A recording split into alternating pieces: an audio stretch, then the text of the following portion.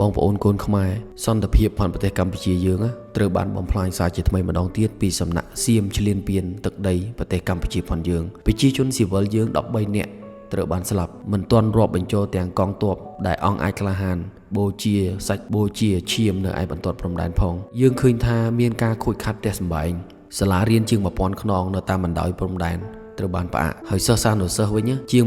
240,000នាក់មិនអាចបន្តការសិក្សាលោកគ្រូអ្នកគ្រូ9000នាក់ជាងរងផលប៉ះពាល់ខូចខាតផ្ទះសម្បែងផ្លូវថ្នល់សាលារៀន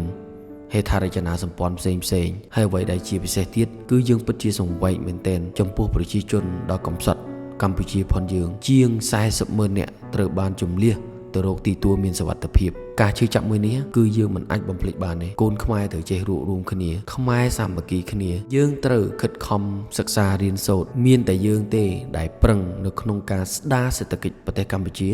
ស្ដារប្រទេសជាតិផងយើងសារថ្មីម្ដងទៀតហើយត្រូវចងចាំមួយជីវិតថាគ្មានប្រទេសណាគ្មានជនជាតិណា